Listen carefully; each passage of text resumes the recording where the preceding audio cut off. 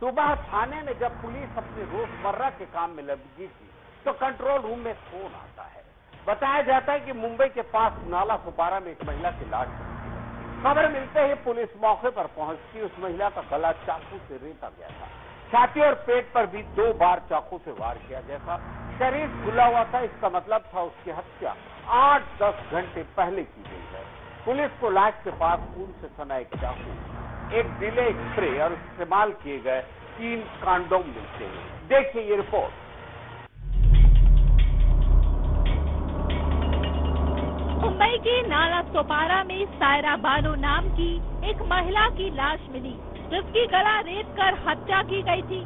Police को मौके पर कुछ सुराग मिले, जिनमें एक डिले स्प्रे भी शामिल था। दरअसल डिले स्प्रे का इस्तेमाल यौन संबंध बनाते समय पुरुषों द्वारा टाइमिंग बढ़ाने के लिए किया जाता है। क्राइम सीन को देखकर पुलिस को शक हुआ कि उसकी हत्या कहीं और की गई है। बाद में हत्यारे ने खुद को बचाने के लिए लाश को नाला सोपारा में धानावी बाग के एक सुनसान इलाके में पहाड़ी की तलहटी में फेंक दिया। महिला ने बुर्का पहन रखा था, जिससे पुलिस को शक हुआ कि वह मुस्लिम धर्म से हो सकती है। मीरा भाईंदर वसई बिरार पुलिस मौके से मिले सबूतों को इकट्ठा करती है और लाश को पोस्टमार्टम के लिए भिजवा दिया जाता है। अब सबसे पहली चुनौती थी लाश की शिनाख्त करना। चुनौती इसलिए क्योंकि लाश के पास से उसकी पहचान से जुड़ा कोई सबूत नहीं मिला था। इंडियन एक्सप्रेस की रिपोर्ट के मुताबिक पुलिस महिला की तस्वीर लेकर आसपास के थानों में भिजवाती है और पता करती है कि किसी थाने में कोई गुमशुदगी की रिपोर्ट तो दर्ज नहीं कराई गई। लाश की शिनाख्त के लिए पुलिस एक और अनोखा तरीका अपनाती है। चूँकि महिला की लाश बुर्के में मिली थी, इसलिए पुलिस आसपास के इलाकों की वोटर लिस्ट मंगाती है और उसमें से मुस्लिम घरों को चुनकर एक टीम पूछताछ के लिए भेजी जाती है। इस केस को सुलझाने के लिए पुलिस की एक टीम सबूतों पर भी काम कर रही थी। मौके से मिले चाकू के बारे में आसपास की दुकानों पर पूछा जाता है, लेकिन कुछ सुराग नहीं मिलता। दूसरा सबूत था वो डिले स्प्रे जो लाश के पास मिला था। उसके ऊपर बैच नंबर दर्ज था। पुलिस की एक टीम उसे लेकर आसपास के मेडिकल स्टोर पर जाकर पूछताछ करती है। कई दुकानों पर भटकने के बाद आखिरकार पुलिस को वो मेडिकल स्टोर मिल जाता है जहां से ये स्प्रे खरीदे गए थे। दुकानदार बताता है कि एक आदमी ये सामान लेकर गया था। अब पुलिस मेडिकल स्टोर में लगे सीसीटीवी कैमरे से उस शख्स की तस्वीर लेती है जिसने ये सारा सामान खरीदा। पुलिस को पहला सुराग और संदिग्ध आरोपी की तस्वीर मिल चुकी थी। इधर जो टीम मुस्लिम घरों में पूछताछ के लिए गई थी, उसे घर में 2 बच्चे रोते हुए मिलते हैं।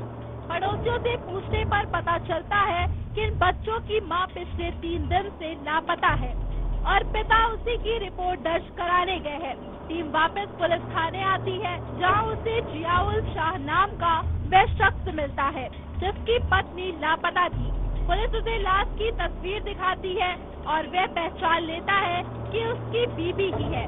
नाम था सायरा बानो, उम्र 34 साल। पहचान पुख्ता करने के लिए उसे मुर्दा घर भी ले जाया जाता है, जहां चूड़ियों, कपड़ों और पैर की छोटी उंगली देखकर वह उसे अपनी पत्नी बताता है।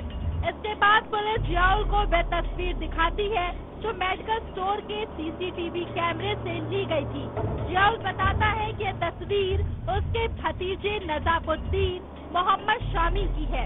21 साल का सामी पहले जियाउल के ही मोहल्ले में रहता था, लेकिन अपनी शादी हो जाने के बाद दिल्ली के अमन बिहार इलाके की किसी बेकरी में काम करता था।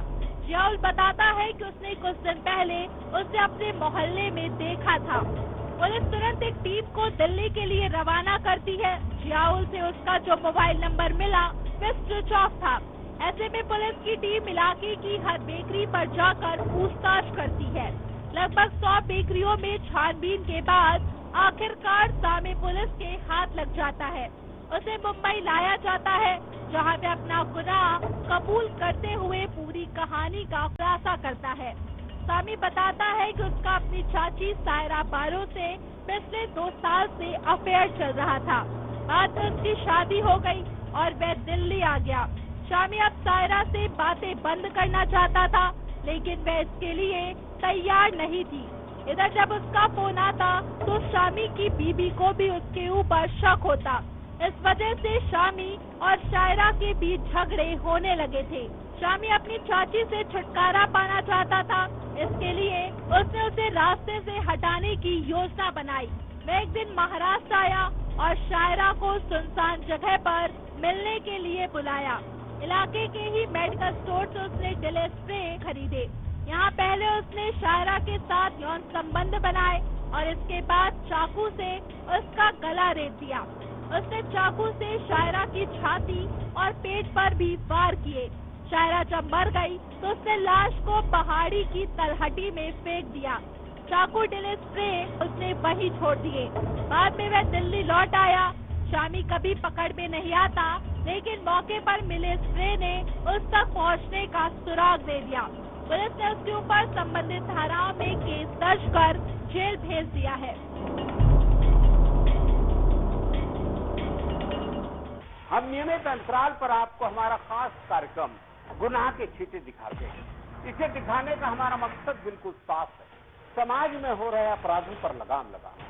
क्योंकि हम समझते हैं यदि कोई सतर्क रहे, चौकन्ना रहे, सावधानी बरते, अपने आसपास के सन्नाटे में जन्म ले रही साजिश को समझे, अंधेरे में सिमटी गुनाह की चौखट को पहचाने, तो हर अपराध को होने से पहले शायद रोका जा सकता है। तो देखना ना भूलें मेरे साथ गुनाह के छींटे।